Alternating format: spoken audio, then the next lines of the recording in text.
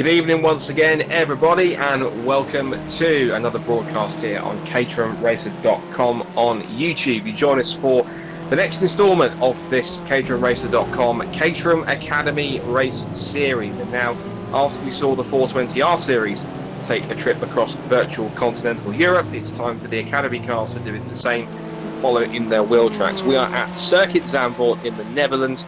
Not just on any version of Zandvoort, this is the updated 2020 remodeled version for what was scheduled to be the Dutch Grand Prix earlier this month, but sadly due to the ongoing situation which everyone obviously knows about, that couldn't happen, and we'll have to wait until 2021 to at the very least drive this track for wheel. But we can at least drive it virtually here tonight, here on Assetto Corsa. Everyone on track out in the Academy cars in the practice session. We've got 4 minutes to go before we head into our qualifying session and two 15-minute races. Scott Woodwiss and Chris Hutchinson once again here on the mic. Chris, we saw some epic racing in the 420Rs. Now it's the Academy cars' turn to show what they can do.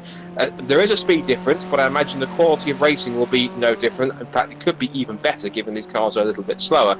But lots of drivers transitioning over from the 420Rs to the Academy, so I suspect that the racing that we got on Friday evening, the quality of it is going to be even more so, given that most of these guys have transitioned over from one car to the other. If pre-qualifying is anything to go by, then absolutely. The top 15 in pre-qualifying were all covered by 1 second. So we are in for a treat if everyone can keep that consistency up. And we've already seen some quick times in these kind of practice sessions that we've been doing this evening so far. Ooh, as we see a car going screaming across the thing. So yeah, absolutely. I'm really hopeful that we're going to have some really nice racing tonight, as long as, again, they all keep it clean, and that's up to them. Well, we'll certainly be keeping an eye on them as they head out on track. Pretty much all the drivers, if you've been watching both the 420R and the Academy Series throughout the last few races, you'll be seem to be rather familiar. The only new name on the grid is that, if I scroll down, it's Rob Oldland. Now, Rob Oldland is actually scheduled to be one of this year's Academy drivers. There is Rob on screen. He, alongside Dominique Manschberger from Germany, are both Academy drivers for 2020. And of course, when we do eventually get on track, we'll be seeing these two guys on track, or we hope at least Dominique will be, as he'll have to transition over from Germany or travel across in the mix. Here is the bonnet view from Rob Oldland's car and his specific blue, orange and white livery.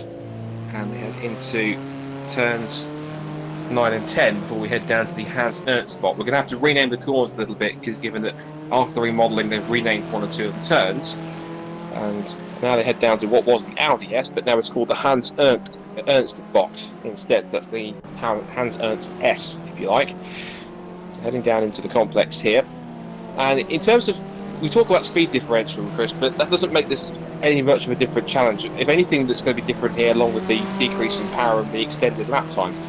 The key thing which drivers are going to have to struggle with here, I'm sure, is going to be the decrease in grip, because when you have the 420Rs, they're effectively on mostly close to, if not completely slick tyres.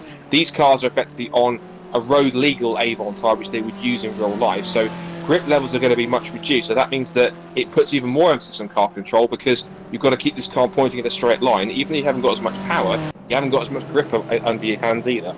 Yeah, absolutely. Power is lower, but grip is lower, so the fun is exactly the same. Interestingly, this car it's very sensitive, this model, to the down change from third to second.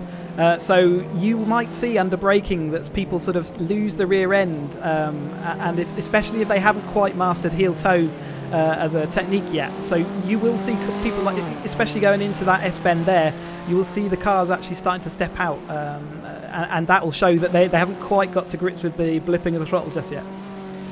I imagine some drivers at the same time using that technique of shifting down from third to second, they may potentially use that as a way to rotate the car a little bit more and maybe carry a little bit of extra speed on towards the apex. But it seems to me that it's for some drivers who can't grasp exactly how to get the most out of heeling and towing, that some drivers who try that might be going for a bit of a risk, whilst others might be a bit more comfortable. So I think what you'll see is quite a few different approaches into some of the tighter corners, depending on how some drivers want to work the gears and use the engine brake into their advantage. Do you think? Yeah, definitely. And it's, yeah, if they find that they're spinning lots, then they will change their technique to sort of counter that. I mean, they have to, otherwise they're just going to be nowhere. But yeah, it's good stuff. I wonder whether we want to have a quick look at the results so far, Scott, just as we're coming to the end of that practice session. So this is our season so far, and really showing, again, Harry Sena's been quite a dominant force, but recently we've seen, some of that's fading away a little bit.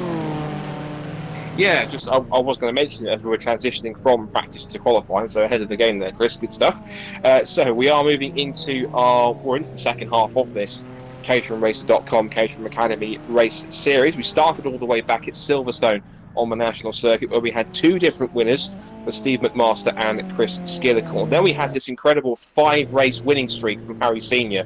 He picked up a brace at both Donington National and then the return to Silverstone on the Grand Prix circuit. And then at Anglesey is where it changed. Harry Senior won the first race, but it was Matthew Lewis who picked the second race, and Harry Senior still managed to pick himself up a podium as a result of that as well. And Harry's had two further podiums, a second place at Anglesey and a third place at Silverstone National. We still, of course, have Zandvoort here tonight for 2 more races, and then next Monday we'll be heading to Snetterton on the 200 circuit, more akin to how the circuit used to be.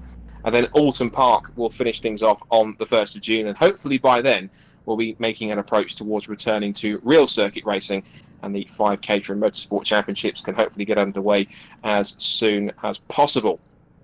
So, looking at the practice times, to give any kind of indication of who's where, fastest man as he was before is David Rowe. And actually, we were talking about this before we went live, Chris. You mentioned that anyone that can get into the 201s is special. 4 drivers have, and I think arguably it's 4 drivers I think we probably both would have expected to do so. But the man who's the quickest out of the 4 is a pleasant surprise, because David Rowe has put in a 2-minute 1.327. If that's indicative of what he could achieve in qualifying, this is going to make it a very tasty session indeed, and the prospect of a brand new pole sitter even more so, don't you think? Yeah, just as I said to you, Scott. Yeah, anything even if you're just dipping into the 201s it's just an incredible lap. So I just don't even know how that's possible. So well done on that lap time. See whether he can replicate it as we come into qualifying in just a few seconds' time.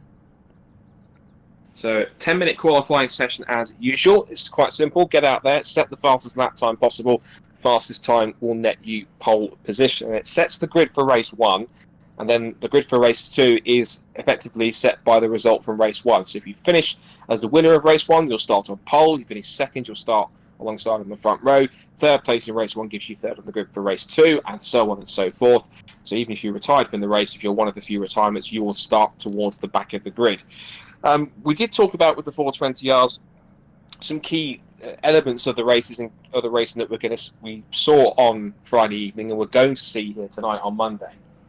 And that is, one of the key things is that this is obviously been a circuit that's been refreshed for its return to Formula 1, but it still keeps a lot of the elements which made it a fantastic circuit in the period between its last F1 race in 1985 and then when it was remodeled, and then all the time up until now when it's become a Grade 1 FIA circuit again.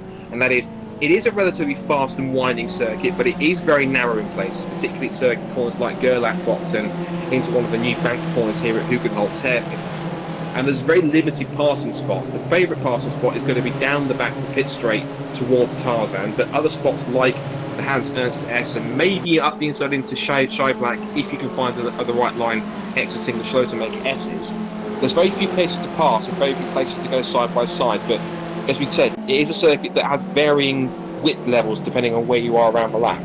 Yeah, the racetrack goes from probably 16 cars wide down to 3 cars wide, and the bits we're seeing now, if we just put the drone up, you can see how wide the track is as we're going around these kind of lower end corners. But as you're going out the back of the track, it all narrows down again. So it really is a place where the corners funnel in, and if you are side by side with someone, then you've really got to hold your breath and hope for the best, really.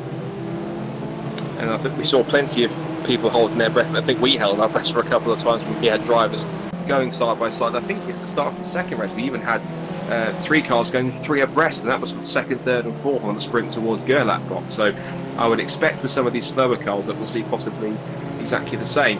So drivers to watch out for tonight. If you've been watching the last few broadcasts that we've done, you'll notice some of the top names that have been around the front of the grid in both series.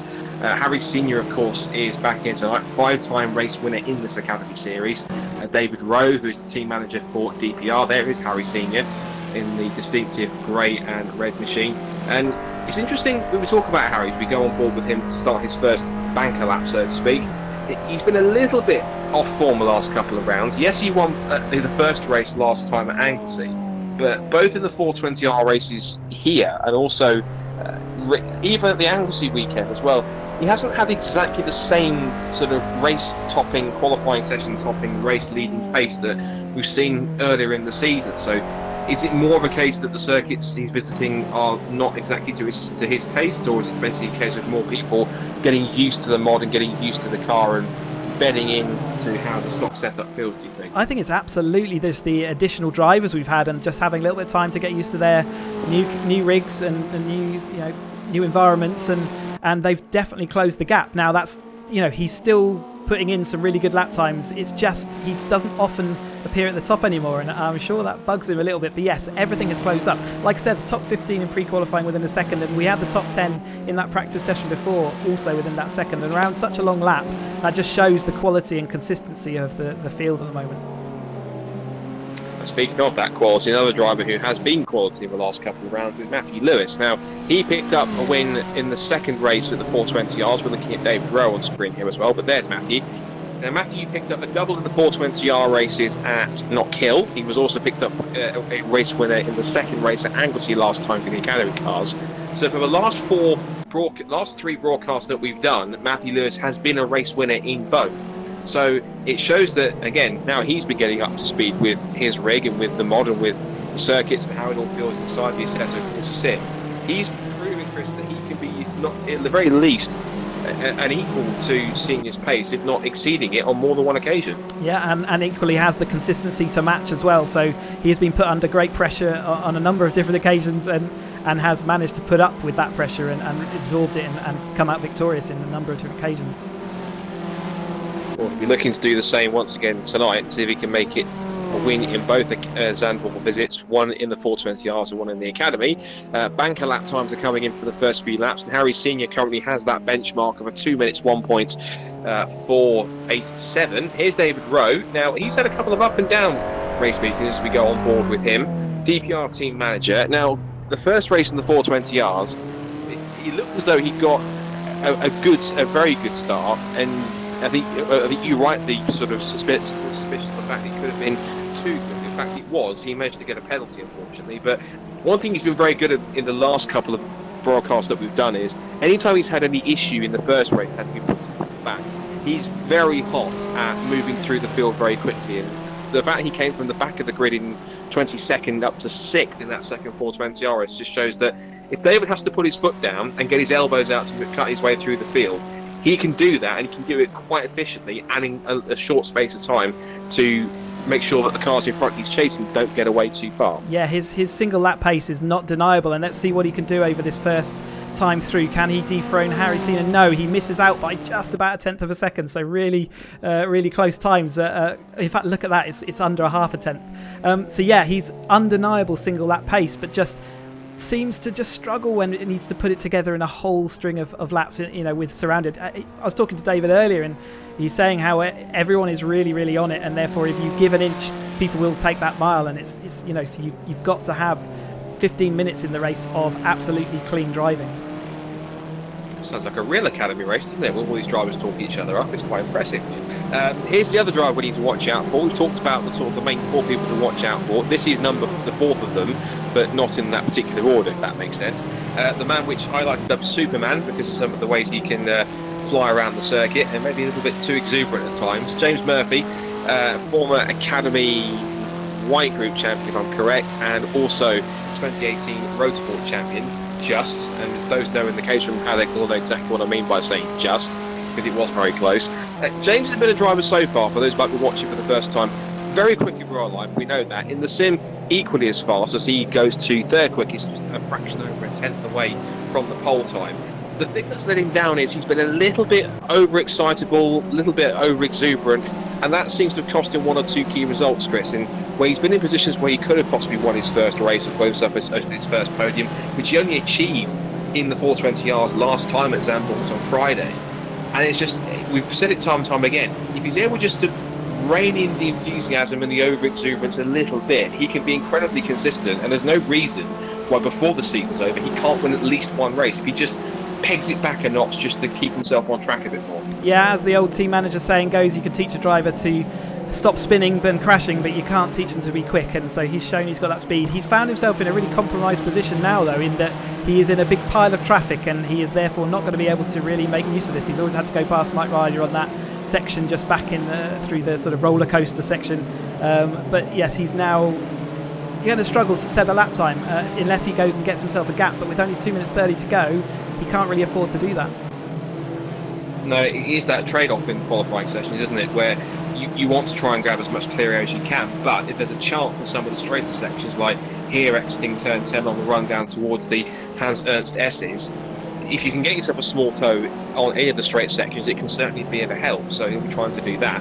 Now, I have a feeling that the top four are going to be the dominant force tonight, given purely on their qualifying pace, but best of the rest, and I say that in a positive term I can put it, in fifth position, is this guy, Guy Crawford. Now, first of all, they're going to have to apologise. We mistakenly labelled him Gavin Crawford when it's actually Guy Crawford, so apologies for that guy. But he's been quite a find. He jumped in his first race meeting on Friday, the 420Rs, was instantly on the pace, picked up a third place in race 1, a fourth place in race 2. He's transitioned into the academy, the pace has come with him. He might be over 6/10 off pole position at the moment, but he's still showing the fact that he can jump in straight away. He's adapted quickly to the mod, and there's quite a lot of potential with a bit more seat time under his belt. Yeah, as we just see him bump into the back of Mansberger, I think Dominic won't be pleased with that, but I guess he just wants to get on with it, given this is probably his last lap. If not, he might get one more in, but I think that would be lucky. Yeah, he absolutely has come in, become very consistent, a Caterham driver in real life, but I don't think he's a racer, so he's definitely he's got a sim background, and good to see him get involved. And a lot of his results were really from being solid and consistent rather than he did have that pace and he was able to keep it, but nevertheless I think he actually got the most of the results from just being consistent, which is great to see. Yeah, there was a point in the second race when he was even challenging for a spot on the podium, battling away with, I believe it was Steve McMaster and I think James Murphy, if not Matthew Lewis, one of the two. But he was certainly up there battling for, it was Murphy and McMaster, because I remember that Lewis had had that spin, and that was the scrap that was going on for second, third and fourth, so quite a few bits and pieces going on there. Rest of the top 10 we should give a mention to, as we've only got 26 seconds left in qualifying. Will Rossetti, who was one of the top 3 in the Motorsport Championship last year in real life, 6th quickest. Mark Bennett, who's racing regularly in 420Rs, he's 7th fastest. Paul Fernhoff is 8th. Andy Steele is 9th. Steve Arnell is 10th. He had a few up and down fortunes in the 420Rs at the end of last week. And Blair McConaughey also looks like making his first appearance in the academy. He debuted in the 420Rs on Friday. Blair McConaughey was the runner-up in last year's Academy Championship. But interestingly, Chris, if we look at the timing pylon, he's actually faster that time-wise by about a second, ironically, over his main championship rival from last year in Academy, the eventual champion, Tom Willis. So just shows that while Willis might be quick in real life on the sim, it's a bit of a different story. Yeah, definitely. There's different technique and it's a slightly different thing. Obviously, we try and make it as real as we can, and really, when you get to driving, it's very, it does feel surprisingly similar. But for some people, that the seat of the pants feel of a real car, you have to recreate that in your own mind with the steering wheel feedback.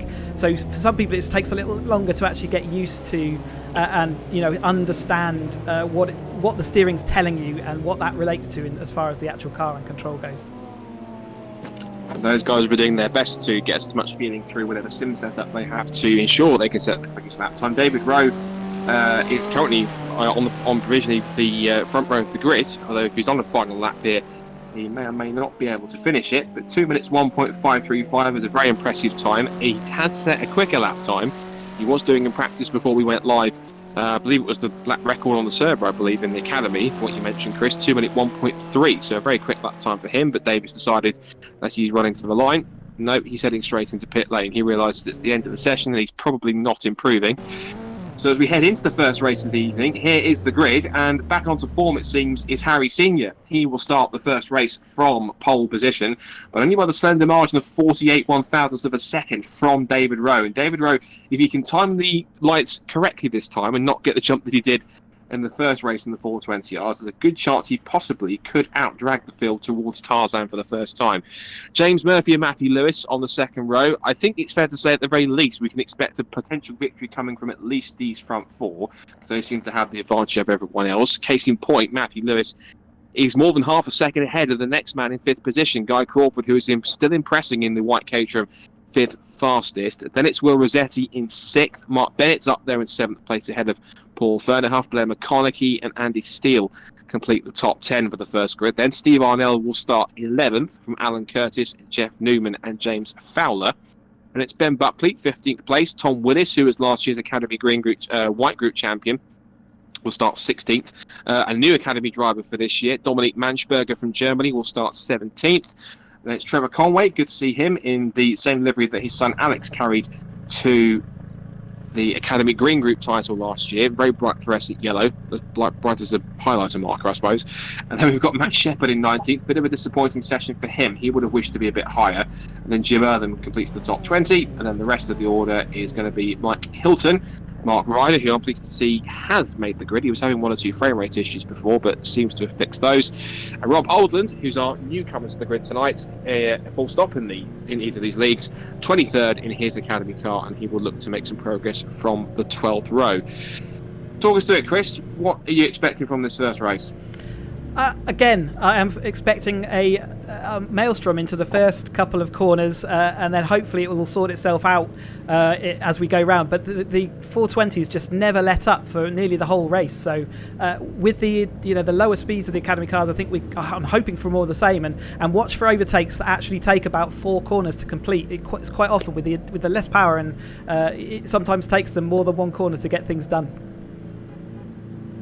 Let's see what they have in store here for this first race. You can just see on the screen on the right-hand side the grey and red car. That is Harry Senior, 5 times race winner in this Academy series. Alongside him is David Rowe in the black and green car with the DPR logos all over it. They also have a bit of a partnership from FP0 as well, which you should see on the rear of that Caterham. He's on the left-hand side in the black car. Row 2 just behind the black and orange machine of Superman himself, James Murphy. And then the white and red striped car just to the left on row 2 is Matthew Lewis. The white car on the right hand side is Gavin Crawford. And then Will Rossetti in what is a golf coloured car, but I think the lighting in the sim makes it look as though it's white and orange. I can definitely confirm it is a light sort of duck egg blue and orange in the mix. But the time for colours is over. Time for the racing begins. Lights are up for the first Academy race here at Zandvoort. They head out any second. It's being held for a long time, but away they go. And it's a pretty straightforward start for everyone at the front. Everyone's 2x2 on the sprint down towards Tarzan for the first time. So it looks as though Harry Senior sweeps across, makes light contact with David Rowe. They head into Tarzan for the first time, and it is Senior who gets the whole shot. Rowe in second place, Murphy in third, then Lewis and Rossetti round out the top 5. They head up towards Gerlach for the first time. Everyone appears to have got through Miracle. The Miracle's pretty cleanly for the time being.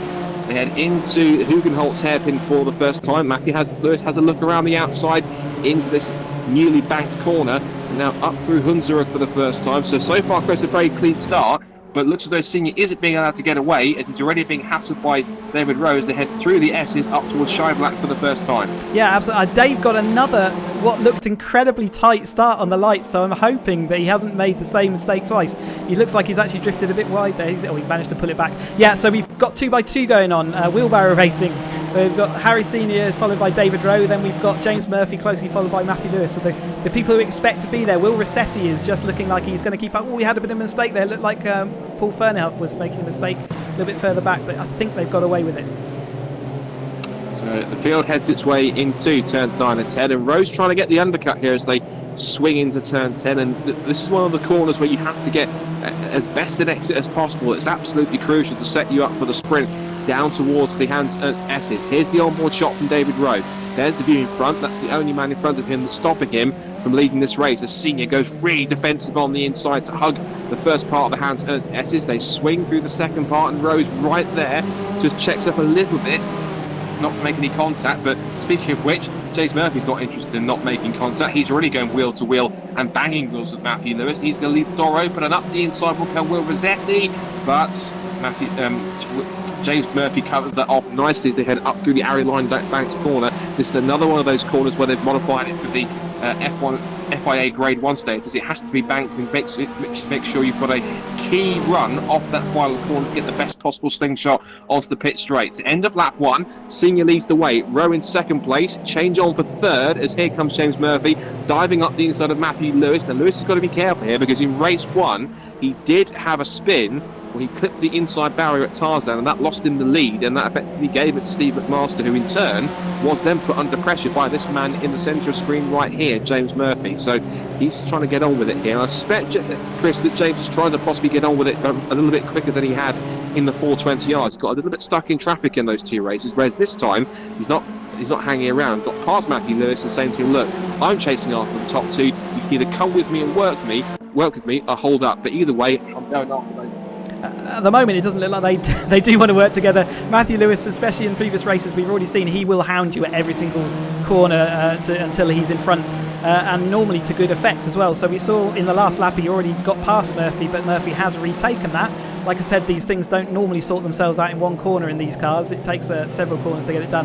And it was out of the next corner where Matthew had the advantage last time. So let's keep an eye out to see whether he can get that run again. Although James Murphy has made some good ground back up on David Rowe there. You can see he's now within that tow range. In fact, Harry C looks like he's slow out that corner. So let's keep an eye on this going down into the hairpin.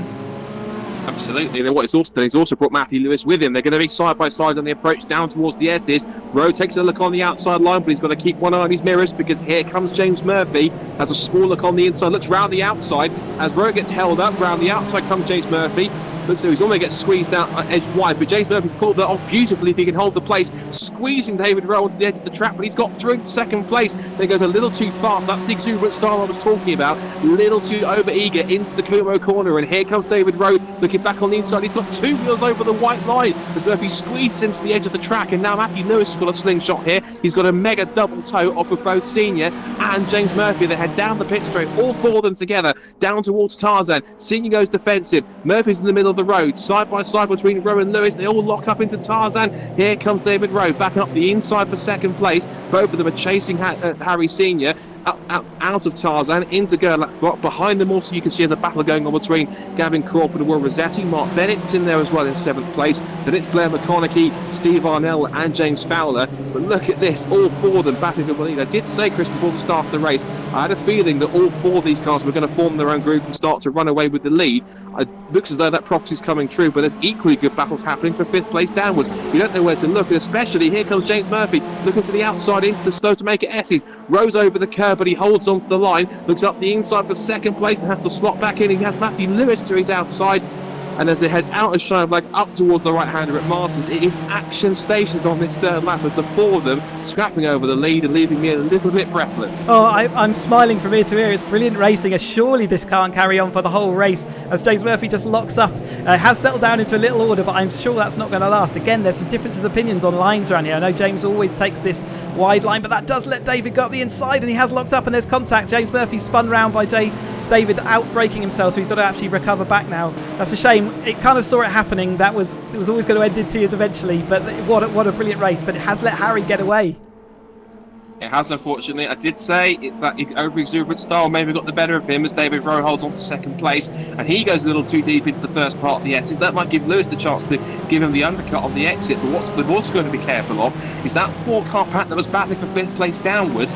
They're now starting to come into the mix. There's a big gap though, something I think has happened behind Gavin Crawford. I think possibly Mark Bennett's got together maybe with Steve Arnell because he's dropped down to 8th place now as a result of that. As for James Murphy, he is down to 13th as a result of that, so he'll have to come back for race 2 and see if he can come back at them. Speaking of coming back at them, here comes Matthew Lewis. He's not finished with David Rowe. He's forcing Rowe to go right towards the pit walls, to head down towards Tarzan once again. So Lewis says, okay, we're going to play that game. We're going to go down towards turn 1 on the outside line. Rowe moves into Lewis's line of up towards turn 1. That was a little bit cheeky. I'm not quite sure, Chris, that David expected him to be there but that far alongside, but Matthew slots back in. And I think this time Matthew might be a little more careful next time when he starts to go toe-to-toe with David Rowe, particularly side-by-side down the pit straight. I think there was a bit of tit-for-tat there, because Matthew definitely bumped into David going down just in a straight line, chose not to pull out and decided to hit the rear end. And I think David was just reasserting, hey, if you're going to hit me, then I'm going to tap you back, which we don't want to see that. But nevertheless, all's good that ends well, right? Well, that's certainly I hope so. If these two keep on knocking each other about on circuit, hopefully they won't do it too much. And the thing is, they can't afford to do that, because if either wants to try and win this race, they've got to catch that man disappearing up the road, Harry Senior. And how many times have we seen that before? Cars battling amongst each other to make it easier for the cars around them to start making a break, and also to make it easier for guys like this Guy Crawford. I almost made the mistake here again. Guy Crawford in fourth position. Now, again, he did this in the second race in the 420 yards. He just sits back and watches the action unfold. It's almost the best prime seat here. You should probably have a bag of popcorn next to him and start to watch this battle unfold. He knows that if either of these guys slip up, he is in a prime seat to pick up a podium position. And they head out of the left-hander at turn 10. Lewis closes back in under braking. Now, the gap between first and second is 1.9 seconds. It's almost 2 seconds. So these guys have really got to be careful, because Senior seems to be looking into his mirrors and possibly is driving away with a big smile on his face. Meanwhile, these two can't leave each other alone. If they're in danger, these two won't even have second place at all. Yeah, we just seen Will Rossetti make a mistake into the S-bends, and now he's dropping down the order slightly. So he was coming up into about 5th place, and now he's down to 8th. So whether it's a spin or he lost the rear end, like I was saying earlier on that down change. We'll have to wait and see. Maybe some drivers being affected more than others, but here we go again. This time Lewis has got the best position he needs, up the inside into Tarzan, and Rowe was cautious there. He almost started turning into the corner, but thought, no, I don't want to repeat the last lap, so he's going to slot back in behind him and hold on to third position. Lewis runs a little bit wide, and then they head into Gerlach block before the hairpin at Hugenholtz, and then into the left-hander they go. Crawford is right there in fourth position. He really could be in with a chance of his first Academy Series podium if he can possibly capitalise on a mistake from either of these two cars in front. I think also what Matthew Lewis has realised is the longer I keep on fighting with David Rowe, there's a real chance that I'm not going to be able to catch him. We know that over a single lap at times, Chris, that as we watch this battle going on towards the bottom end of the top 10, when it comes to it on occasion, Matthew Lewis can and will be faster than Harry Senior on certain circuits. He was certainly like that in the 420 Rs, but it just seems as though maybe in the Academy cars, at least at this point, initially, Harry Senior's got the measure. But as I said that, I've just spotted the gap come down to 1.3. So maybe with the time left, which is 5.5 minutes, it potentially is possible if Lewis can avoid the car scrapping behind him. Hey, it's definitely possible, but all that battling did let him get away, and I think that's what David realised, and I think he almost pulled in to sort of try and solidify the positions and try and get back to him, which is their only hope. But we've seen before, as soon as Harry gets that gap, it's not coming back. And I think they may have done the damage already. And like I said earlier, Matthew Lewis does fight relentlessly until he's ahead, and he's not happy until that's the case. And you can see the gap now is sliding around a little bit between those top. We're definitely going to keep an eye on that, but it's spread out for the time being. Yeah, it's coming down to 1.1s as we keep on looking at this battle here between Andy Steele and James Fowler. James Fowler was another driver that was in the mix in the Academy White Group, I believe. He was also on the same track as Blair McConaughey and Tom Willis, and he was usually the driver that picked up the last podium spot when the top two were being taken up by either Tom Willis or Blair McConaughey, and they alternated positions throughout. So James Fowler trying to make the most of his advantage over, well, he's got an advantage over Tom Willis, who is directly behind him in 11th place, but his bigger target now is to steal 9th off of Andy Steele as they head down the pit straight into Tarzan. Here we go again, side by side up towards the braking zone. Who's going to be the last of them? And it will be, with the line, a nice neat pass for James Fowler up into 9th place. Nice and clean. That's how we need to do it. No wheel banging. I think that possibly David Rowe and Matthew Lewis can take some notes from that and not to have to whack 7 bells out of each other. Meanwhile, Paul Fernerhuff has had a bit of a tough race in this first encounter tonight. He's back in what is now 14th place after relieving Alan Curtis of the position into Tarzan as well. So we did talk about it beforehand, and once again it's proving correct, Chris. Tarzan is the key passing spot. Everyone getting that run off of the final corner, which is even more crucial now with the banking being added at that last turn at Howell Line, right? The run off the final corner, if you can get it just right in the slipstream, there's a real possibility you can get a nice run and a tow up into Tarzan and make up at least one position, depending on if you're in a pack or battling solo with somebody else. Yeah, if you can get up the inside of the person along the front straight, it looks like it's an almost guaranteed position. So assuming you don't lock your tyres up and all the other perils of braking late. But yeah, it definitely is the best opportunity on this track. And again, it's quite true to life that is the best opportunity for you to make a clean pass. The other passing opportunities on the track are always a little bit more lungy. I didn't realise that was a term, lungy. It is now. We'll go with that. See, look, we're creating words on stream and we don't even know it. I think we possibly got looking at the timer. I would say at the end of this, 2 laps to go. So there's a possibility, as we see here, I think Lewis has got the gap down to a fraction over a second, and he has pulled out a second over David Rowe. So there is a possibility that he could make this happen if he can keep on pressing hard. But at the same time, Senior will be doing that, as will these guys. Tom Willis now has got a good chance to follow James Fowler through here, and he goes up into, he's past Andy Steele, and that's now put him into 10th position, and Steele might not be finished here. This is exactly what we were talking about. Steele is now right underneath the rear roll cage of Tom Willis. He will stick in the slipstream here. This is the view from Tom Willis, but I was about to say you couldn't see him in the mirrors. The reason is because he's right alongside him on the inside. So again, in towards Tarzan, Steele has the inside line, and with a bit of late braking says, excuse me, I think I'll have the position back, although Tom Willis is not so obliging round the outside, holds that wider line, and he's going to try and hold on as best he can. They're going to be side by side again on the approach to Gerlach box. Will they still be side by side up towards Hugenholtz? Yes, they will, but Willis decides this time that it would have been a bit of a silly idea to get through, and it's going to be even more sillier if he continues making mistakes like that. He's getting a little bit too over exuberant on the throttle, Chris, that he getting a little bit offline over the curve, and that just unsettled the car a little bit, and almost round it went. So we see Dominic Manschberger having a scrap here with Alan Curtis for the final top 15 spot. Yeah, kind of like exactly my point from earlier. The overtakes don't take one corner, they take 3 or 4. Perfect illustration, so thank you both for that. And he did eventually slot into line. So yeah, Tom Willis slipping down a little bit as other people who had issues earlier sort of recovering back. But yeah, as the front of the grid has sort of spread themselves out now, you can see that the battles are still fierce as we go all the way down the field. So it's not all about the front of the race. They're now not giving us the action, so we've come a bit further back. I think if Caterham, the sort of main clerk of the course today, was watching Dominic Manschberger's cornering technique through Scheiblack and also through the Masters, he might have a word to say about track limits, I think, because he was using all the track a little bit more on the inside, but I have to commend him for being a little bit ambitious and using all the track where possible. Now then, what's intriguing here is Matthew Lewis. Good job that we cut where we did, because we thought that his charge, I believe, was over. Not a chance. Onto the pit straight, we've got 42 seconds to go. This is the view from Matthew Lewis. This will now be the last lap, and he has closed the gap in to less than half a second. So down the pit straight, on towards Tarzan for what is the final time.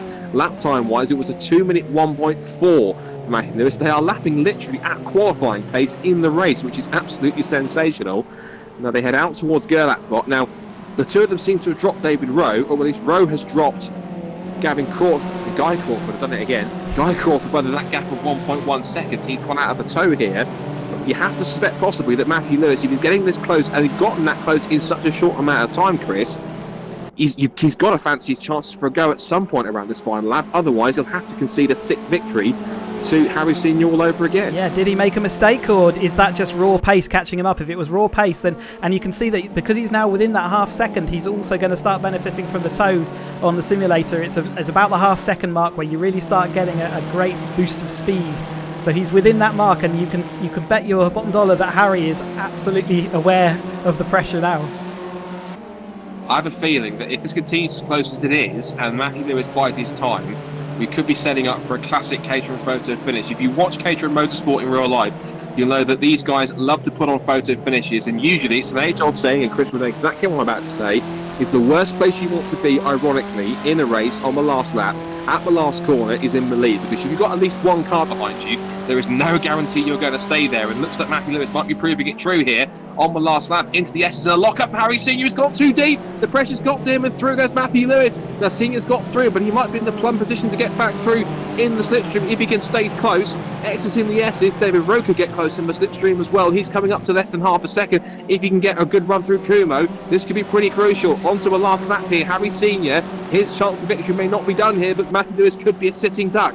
Into that Harry Leinberg corner for the final time. Here comes Harry Senior. They're going to be side by side. Get the cameras out. It's going to be a photo finish. Lewis and Senior towards the line. Who's going to get it on the flag? Side by side across the line, and Senior on the timing line gets it. In terms of the gap, it must be thousandths of a second, but Senior wins the first Caterham Academy race just for Matthew Lewis on the line.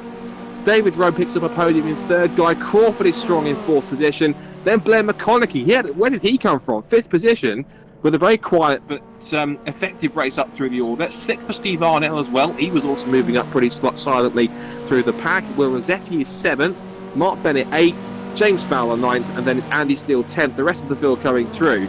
But Chris, I think you have to agree, if that ain't Caterham racing, I don't know what is. That is exactly how we see it time and time again on the real circuits. And Senior and Lewis once again putting on an incredible photo finish. And again, as it is in real life, despite the mistake, Senior timed that move to absolute perfection to the tune of, I think that's 0.003 of a second. That's the closest finish we've had. And certainly, I think you'd agree, the most exciting as well. What a finish. What a brilliant finish. And you know, Harry now can say that mistake was all deliberate just so that he could see the car following through into the final bend. But absolutely perfect demonstration of how you get that slipstream, and the line is far enough up on this track that you can make it count. Wow. I think he'll say it was deliberate, but I think we all know it was him feeling a bit of pressure a little bit. We know the real story on that side. So there it is then. Although that said, actually, all has changed, actually, because it's showing Matthew Lewis in front now. So we'll see when the official results come out. But yeah, sometimes you can get that sort of recount back and the server corrects based on the results, and maybe we're seeing a slight change there. Potentially, well, it was a photo finish between Matthew Lewis and Harry Senior. The timing screen on the left, this is just like TSL in real life, isn't it? Yep. It shows the winner at the first, and then it readjusts itself, and then shows corrects itself to who the actual winner is, whether it's the same person or the other guy. So Matthew Lewis is now showing at the moment as the man who won it by 0.03 of a second. He's been given pole position for race number 2. So in that case, maybe he did win it by 0.03 of a second. Either we'll go with that on that basis anyway then.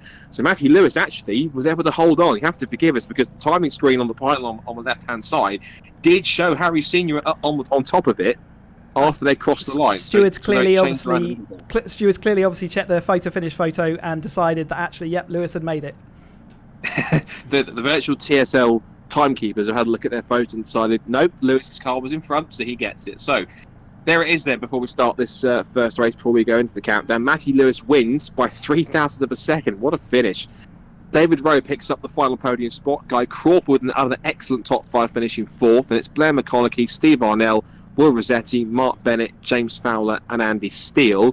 I know it's going to count down in a second, but we will get the rest of the order because the finishing positions of race 1 is going to decide race 2 anyway. So Tom Willis was 11th. Mark Ryder, that was a good drive from the back of the grid for Mark. He was towards the rear of the field, but up to 12th through all the shenanigans that was going on behind that we didn't see, I'm guessing. Ben Buckley was 13th. Dominique Manchberger 14th in race 1. Alan Curtis is 15th from Matt Shepherd. Then Trevor Conway, Paul Fernerhuff, Robert Oldham will start 19th. He made up a couple of spots through the order as well. Mike Hilton starts 20th, and then towards the rear it's Jim Earlham, Jeff Newman, and then interesting enough James Murphy. So James Murphy, after his spin somewhere, either decided he had enough or had an issue which forced him into the pit lane. Either way, I think he's going to have to live up to his nickname now, Chris, Superman, because he did exactly the same sort of thing when he drove through from the back of the field to third place at Thruxton in 2018, and that's where he had the Superman nickname, because when he got out of the car, he laid across the roll cage and stuck his arm out like he was Superman. So I imagine he'll have to pull off a similar performance to get himself back towards the front of the field. But knowing how talented these guys are in front of him, it's not going to be easy. Yeah, I wonder whether Harry's now smarting because he's seeing that he's actually second on the grid. But it's, what a sight it is to see all these 23 Caterhams. James Murphy has certainly got a lot of work to do. David Rowe proves it was all possible though last time out. So let's see how he makes his way through that rear end of the field, and then as he approaches the fast guys at the front, whether he can maintain that progress. I wonder if David Rowe's going to give him some tips on how to carve through the field, because he did that a couple of times now in the last couple of weekends. And he did that, of course, when in the second race when he came through from 22nd to 6th. So he's done some pretty significant work, and he did it in the second race at Anglesey. He was at the back of the field after an earlier spin in race 1. And maybe he can work his way through. So, cars are all lined up, ready to go. Again, reminder on colour check, it's the white car with the red stripe, which is Matthew Lewis on pole. Grey and red is Harry Senior alongside him. Who can win the second race at Zandvoort? Is it going to be as exciting? Will we have a different winner? Lights are on, lights are out, and race 2 for the Caterham Academy series here at Zandvoort is underway. And immediately, it's just how it was in race 1, because they're now side by side up towards Tarzan. Senior takes the outside run into the first corner, but Lewis has his nose in front. He has the whole shot as they turn their way through. So Lewis leads the way, Senior in second place. There is already a gap being created to David Rowe in third place. Fourth for Gavin Crawford. There's carnage behind. Several cars involved. Looks like Curtis is involved. Buckley, also Rob Oldham's is in there as well. Hilton. I thought Dominique Manchberger was in there too. Trevor Conway looks to be in the mix. So several cars hitting strife towards the second half of the field. One driver it hasn't affected, though, incredibly, is James Murphy, because Chris, unless I'm seeing things, James Murphy in those first few corners is up from 23rd on the grid to 12th. He's passed half the field in 5 corners. How on earth did that happen? We could see that the bottom half of the field definitely had some trouble, as we see a bit of contact there from Harry on Matthew Lewis. They've just drifted wide a little bit to come back online. We saw a lot of the field get caught up in that sort of carnage, and obviously James must have just sailed through the middle of it. We see side by side going between the two leading cars. Matthew Lewis almost losing the lead to Harry Senior into Masters Corner. As we see now David Rose up in third place. As for James Murphy, we'll keep an eye on him. He hasn't made up any more spots just yet. Looks like Blair McConaughey's hit some trouble. He has spun his way out of 6th. He's been passed by Bennett, Arnell and Fowler. So we'll keep an eye on that as they head their way into the corners 9 and 10, down the straight towards the Hans Ernst S. And they head up towards the complex now. Let's see if there's going to be any chance for him to get through the right-hander. Bumping over the curb there is Harry Senior, but he's going to try and hold on as best he can as they head their way through. So David Rose also trying to go with them in the early stages, and once again, like it was in race 1, just those 3 or 4 cars, with the exception of James Murphy, who's trying to pick his way back through the field, those 3 cars seem to have the measure of pace on everyone so far, because the gap is already coming up to about sort of a second between the top 3, and then there's a 1.5 second gap almost back to Guy Crawford in 4th position. So those 3 have the measure in terms of pace, but it's everyone else behind them is having to do the catching up, but they can't do it. They keep on battling down the pit straight, as we see Blair McConaughey on the recovery trail trying to get past Steve Arnell on the outside down towards Tarzan. Yeah, the outside is a tough one to pull off there, but he does look like he might have actually made it, especially as it will now become the inside for where the track funnels down. You can see that Arnell's having a struggle between sort of defending and attacking, and that's often what happens in the midfield. You're really stuck between a rock and a hard place sometimes, but Blair McConaughey is actually making his way back up through the field after some initial troubles. I expect to see him sort of make that extra progress. Just behind him, there's a good battle going on between Steve Arnell and Blair's title rival from last year in the Caterham Academy White Group. Of course, the man who won the title, Tom Willis, but also they need to be careful, because look who's creeping up behind the 1.6, 1.7 seconds behind. It is James Murphy back in 11th place. He's got past Jeff Newman, so watch for him, and that's not going to help Tom Willis either, giving a small little bump into the back of Steve Arnell. That's lost him a couple of car lengths, and that will certainly give James Murphy an incentive to try and chase as they turn into the right-hander. Here is James's view, and there are the cars in front. So see just in front there, looks like there McConaughey's either defending or attacking, because he's up the inside. Meanwhile, speaking of attacking, up the inside with Lee goes Harry Senior into turn 10. Look at David Rowe is on the exit of the corner. Lewis goes over the grass, but he tries to put himself alongside. He has to slot in behind Harry Senior. And look at David Rowe looking for second place in towards the Hans Ernst S. The 3 of them hit the apex together, and it is Senior who leads the way, still from Lewis and David Rowe. And 1, 2, 3, they're so close you can almost throw a blanket over them. It's a 12-wheeled Caterham Academy car as they head down towards Kumo Corner. And look who's also chasing after them again. It's that man, Guy Crawford. He's broken away from the pack, Chris, and he's doing it again. He's chasing after the top 3, and he's trying to, almost saying to the guys, Curry, remember me? I was the one that challenged you for a podium earlier on. I'm back at it again.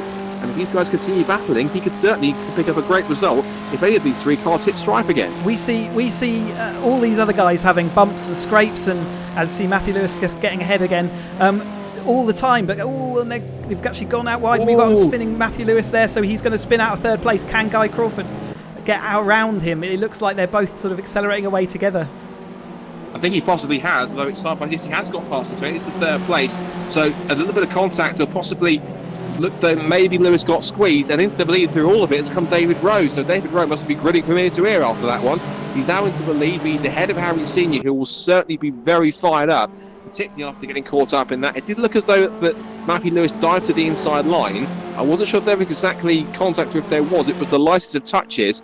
All that did was just unsettle Lewis's car enough to put him into a half spin, and then that allowed both Rowe through and Senior through, and then Rowe managed to take advantage of Senior being checked up by Lewis's spin, and that's put him into the lead now, but under severe pressure from Senior as they turn into Masters Corner with just under 10 minutes to go. Crawford is in third, but he is being put under substantial pressure also from Matthew Lewis. Rest of the top 10 we've got Will Rossetti in 5th position, 6th place for Mark Bennett, 7th for James Fowler, 8th for Glenn McConaughey, 9th for Tom Willis. So all three in last year's Academy White Group are all together, and then some now 4.8 seconds back now, it seems, for whatever reason, is James Murphy. So I think possibly either Ben Buckley or Steve Arnell have got into a bit of strife somewhere, but either way, James Murphy's got a lot of work to do and not a lot of time to do it. Yeah, when you're absolutely on the limit of braking, it only takes the slightest of touches to upset the car. The tyres are all doing everything they can already to try and stop and turn the car, so any kind of nudge at that point easily sends the car around. So it did look like there was a slightest bit of contact between the two, but that's all it takes. Sent Matthew Lewis backwards, but like you say, David then made the most of that, although he's shown some extra speed. It doesn't look like it's enough yet to shake off the attention of Harry, does it? Definitely not, particularly what we're seeing right now. Senior once again gets that run off the final corner, and as they head into the braking zone, Rowe's not prepared to give it up just yet. They will go wheel to wheel into Tarzan, and as Rowe holds firm on the inside line, cuts across of Senior on the exit, and Senior will try and get it back towards Gerlach box. He's weaving around the DPR car, dives up the inside, it's the right-hander. That was too deep, and he makes contact with the number 3 machine. They both get sideways. I think out of courtesy, Senior has to let Rowe carry on in the lead, which he does. So I think Harry Senior realised he was being a bit too over-ambitious there, clattered up the inside into the number 3 car, and I think out of courtesy thought, well, if I carry on, I'm probably going to get a penalty afterwards. So after you, David, apologies for that. He certainly did the right thing, didn't he? And amazingly, they didn't actually lose out too much time to the two following, so I guess they were also fighting at the same time. But yeah, absolutely the right thing to do in that situation. It was an ambitious move, to say the least, so I think it was put right. Yeah, absolutely. I think you're right about the battle between 3rd and 4th, because you see Matthew Lewis has got back through, but they've also got some company behind them now, because Will Rossetti and Mark Bennett fancy a crack at this shot at the podium as they head out of Masters Corner and through turns 9 and 10. This very interesting switchback of corners here as they head towards the end of the second half of the lap, and Matthew Lewis trying to hold on. Now David Rowe there was a little deep through turn 10. That's now allowed Harry Senior back up the inside, and once again they're side by side on the spread down towards the S's. This time again though, David Rowe has the inside. Now will he outbrake himself, or will Senior be able to sweep across in front of him? Rowe's going to fight this with everything he's got. They are side by side, but I think they've both learnt their lesson from a few corners away towards the beginning of the lap when they both came to blows, and so looks as though David Rowe's let him go, but maybe as a bit of a tactic here to think, you just have the car in front and punch that big hole in the air, I'll grab the toe and get you down the pit straight. So maybe, I think Chris, he wasn't trying to be too over ambitious and trying to avoid more contact like he had a few corners earlier, but again, coming onto the pit straight here, just that better momentum off the corner without even needing a toe. David Rowe's coming side by side down towards Tarzan. This is a great move here if he can pull it off. Side by side down towards it. He almost bangs wheels with Senior again. They both hit the brakes. Rowe takes the wide approach into the first corner. Can't quite go around the outside, but he will look for the undercut. But Senior is firm on the exit of the apex and on the run towards Gerlach Bot as Senior the accident a lap ago. A little more civilised this time, but Senior again back into the lead. But David Rowe is fighting with everything he's got to try and possibly get his first Academy victory if he can play it smart.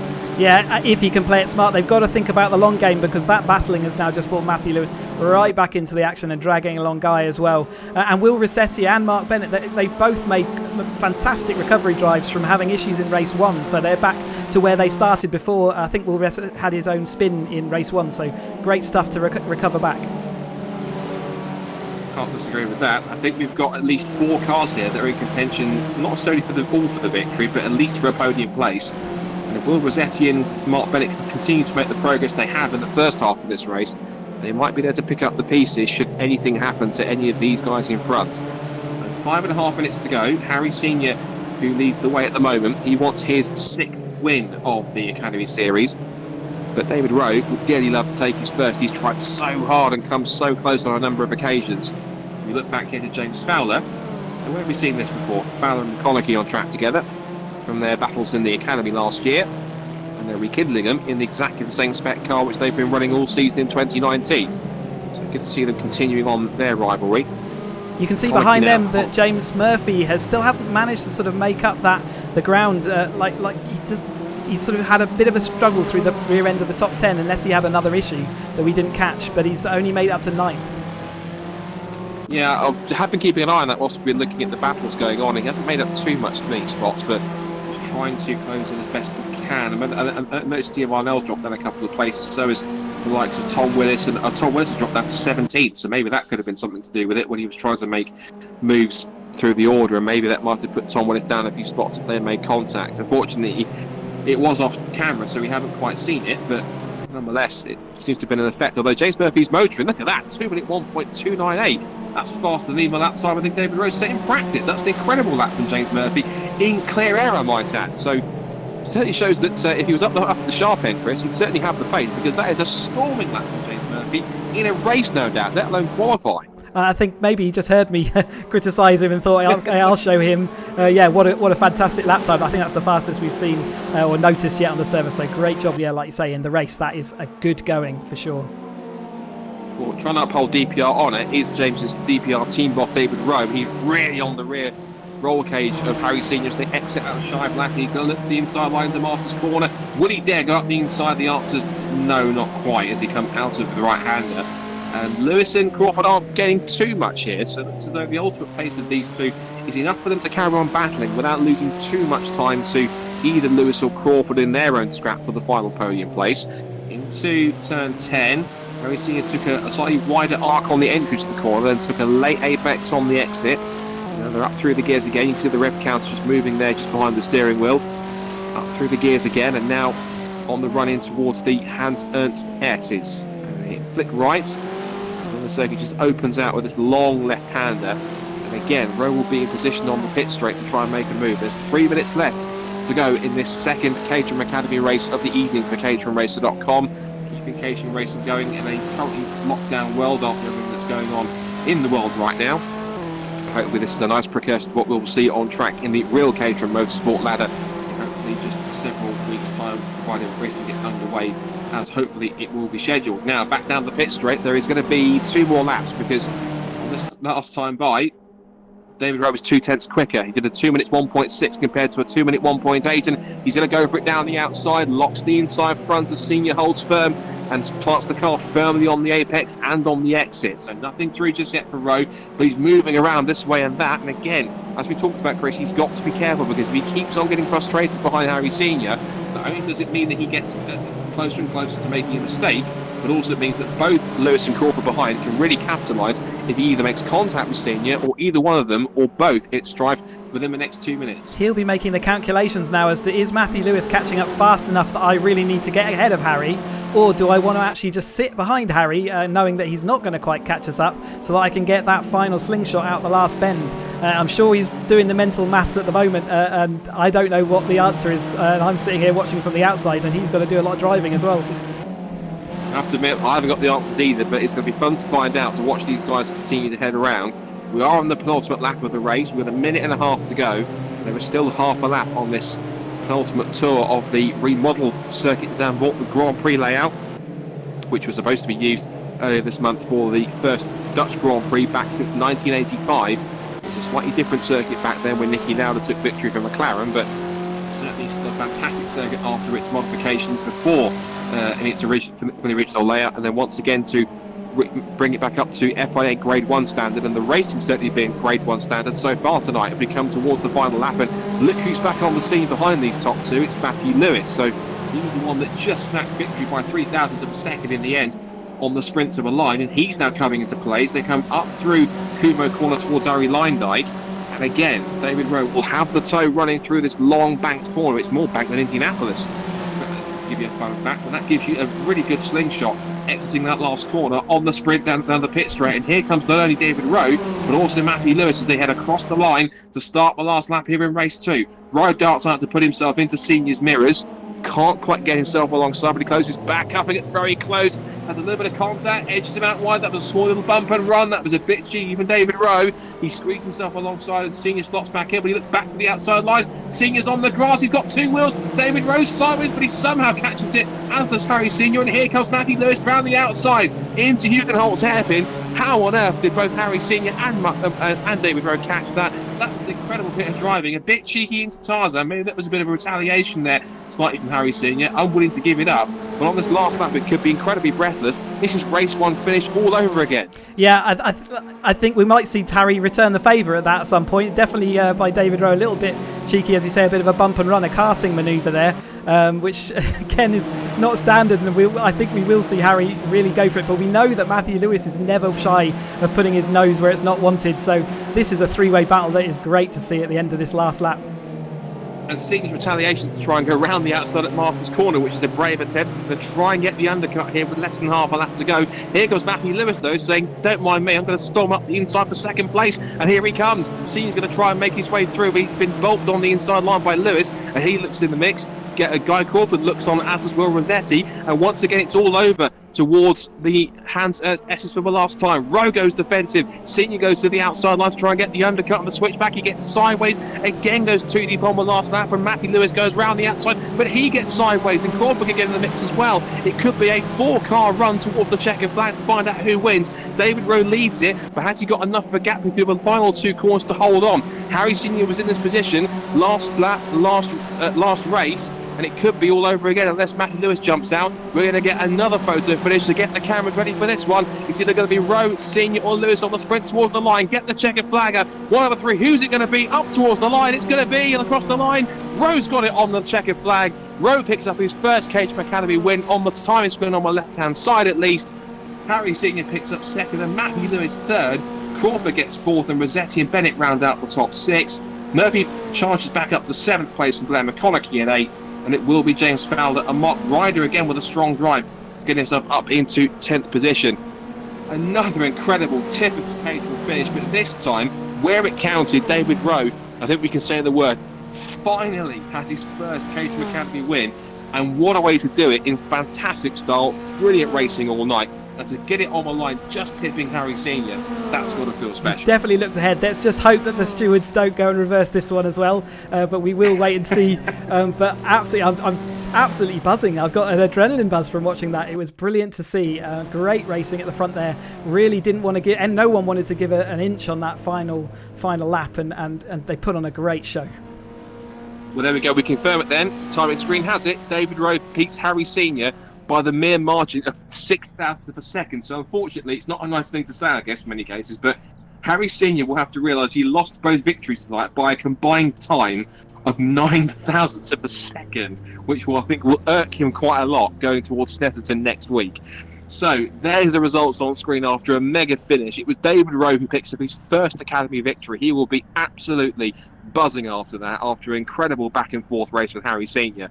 Third place goes to Matthew Lewis. Top three covered by 0.161 of a second. What a finish that was. Guy Crawford again, rock solid consistency. Fourth place for him after a second away from the victory. Will Rossetti is 2.1 seconds away in fifth. Mark Bennett is sixth. James Murphy had a bit of a quiet race in the second half, but made up lots of places in the first few corners, from 23rd up to 7th. Another strong drive from him. Then Blair McConaughey 8th, James Fowler 9th, and Mark Ryder round out the top 10.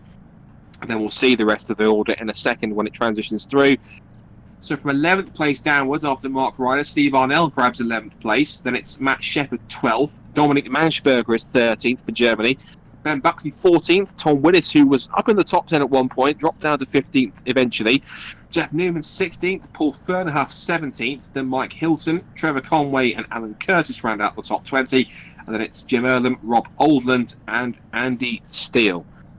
And breathe, because that was two immense races. I think that's two of the best races we've had, genuinely. I think combined across both series, I think you'll agree, Chris. That was both of them absolutely exceptional. Lots of racing, a little bit of cheeky sort of bumper run on a couple of occasions, but it was a little bit of, as the saying goes, I don't use it too often, but rubbing's racing, and they certainly proved that there was plenty of rubbing, but there was a lot more racing than rubbing, and they certainly made the most of all the action that was on track. It was incredible from start to finish, and 2 incredible races that really showed both in real life and in sim why Caterham Motorsport puts on some of the best racing you'll find, with 2 epic photo finishes. I really, really enjoyed that, Scott. It was obviously, now that I'm doing this commentary role, I don't get to join in the races anymore, but I am absolutely,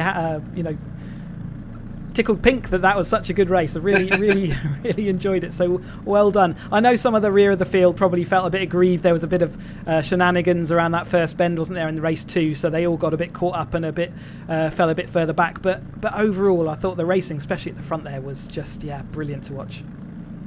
Yeah, definitely special in that case. I think if we can, I think we need to have a chat to a couple of people. I think the first person we need to speak to, if we can speak to him, is the man who just won race 2, David Rowe, because I'm sure he will be grinning from ear to ear. We won't be able to see it, but we might be able to hear it in his voice. So should we see if David's around to have a chat? Evening, guys. There he is. Wow, what do we say, David? Congratulations. That was an incredible second race, and I think we can say the word finally. I think you've waited for that long enough, but Senior and Co didn't make that easy for you. You had to absolutely work for that one, lap after lap. That was so close. It is fraught. It's absolutely flat out. I mean, I was watching those boys go hammer and tong, and I knew something was going to happen, so I was kind of just waiting. But then, Matthew's just back on us again. Only after a few laps, it's just flat out. It's mental. You've wasted a long time to get your first win, I guess, in either championship. So I mean, there must be a sense of pleasure, but also just relief, because you've come close one too many times to get into that position, and you've had to fight back from the back of the field and put in some great drives. How much of a relief is it to finally kind of get that monkey off your back and finally get that first win in the series?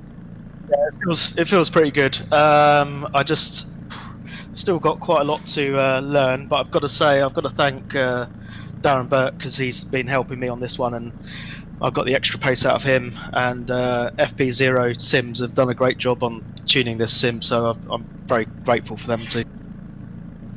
Chris, any questions for race 2 winner? No, I'd just like to say well done. Thank you for giving that, and a little bit of a bump and run there at the end, David. Was that sort of payback for Harry's ambitious move through the right kink? There was a lot of stuff going on, and I need to have a look back at the replay, because I can't remember half of it as normal. And I don't know, there was contact everywhere, and I was just come out of there alive and in P1. Yep, congratulations.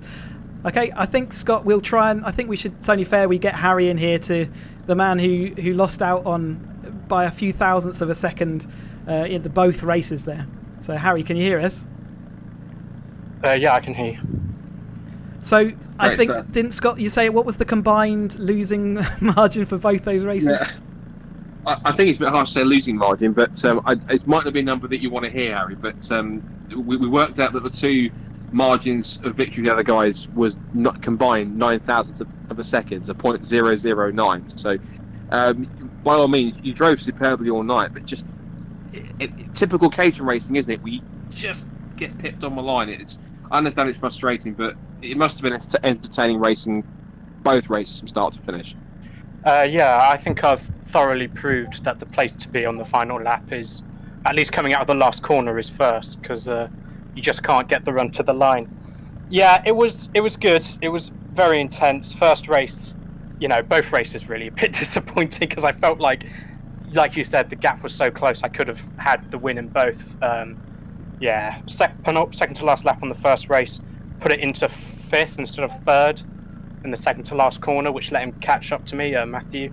So, and he, then the pressure build, and you saw me lock up and go off. That was all down to me.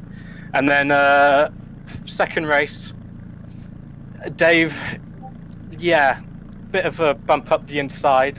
I pulled a similar move on him, or a similar cheeky move on him, going into the second corner, which almost span him out. But I remembered in Snetterton he did something similar, and he let us all pass. So I backed off, let him back in front, and then he does that to me. So I'll keep that in mind for next time. That's just it. there's the makings of a rivalry here towards the end of the season, don't you think, Chris? Yeah, definitely. And congrats. I mean, the racing from the outside, we did see the bump and run, as we'll call it. So yeah, we saw that, and we did see you give that place back on stream as well. So we congratulate you on that, and long may it continue. Hopefully, the racing will stay fraught and still stay on the tarmac, because I think that's the best place for it. Yeah, me too. Great. Thanks, Harry. Cheers, guys. Now, Scott, I'm wondering whether we should try and get... We haven't had a word with him yet. So Guy has featured in both these two races that we've sort of had lately, and I'm wondering whether he's available. So I'm just going to see whether he's got voice. So, Guy, I don't know whether you've got us on commentary. Sounds like he might not be available, so I'll back out of that for the time being and just say, yep, let's call it at that point. Yeah, good stuff. So well done to our two race winners, to Matthew Lewis and to David Rowe. So again, we've got another evening where we've got two different winners, which is brilliant to see. And again, another new race winner in the form of David Rowe. So hopefully he will try and carry that momentum all the way through to the next rounds. I think speaking of, let's check out where we're heading off to next for the upcoming rounds. So we leave continental Europe back onto British shores, and we first of all head Friday back to the 420Rs, to what is now the fastest circuit in the country, thanks to Rockham's very sad demise. It is Thruxton in Hampshire. It's a circuit which is incredibly fast, but also it is very challenging in its own right. It's not just put your foot down and going flat out through the fast bits. There's a lot more to it than that, as some of the Caterham drivers will certainly attest to. I'm sure Chris included as well, because he would have raced there as well.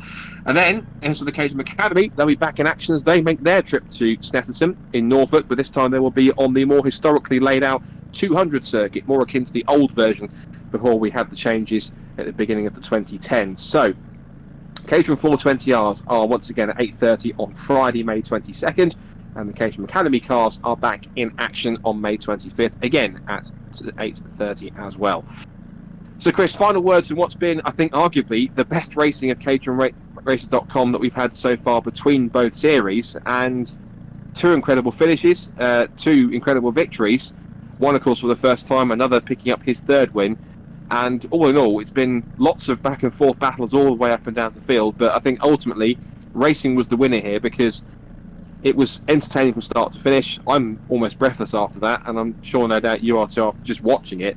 But amazing stuff from the guys tonight, and I think definitely showing why Caterham racing in either real or sim form is absolutely extraordinary and always delivers. Yeah, I can't wait for the racing to get going on the real track, if this is all anything to go by. Yeah, I've got an adrenaline peak still that needs to calm down.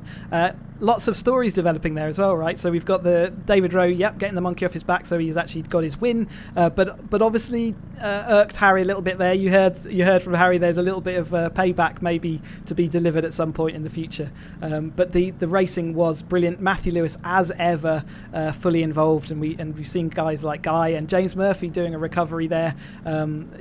Maybe not getting back as far as he'd like, but he'll be back in the mix. And everyone's separated by such a small margin. Yeah, this is real Caterham racing. I think it's safe to say all these stories and more are going to follow everyone all the way back across the channel and back onto the virtual circuits in the UK when we head to Thruxton on Friday. Join us on Friday when the 420Rs once again are back in action. From myself, Scott Woodwiss, and from Chris Hutchinson. For all the information, go to caterhamracer.com. But until then, we will see you on Friday. Enjoy the rest of your evening and the rest of your week. We'll be back for more Caterham action very soon, later on at the end of the week on Friday. But until then, have a good night. Good night.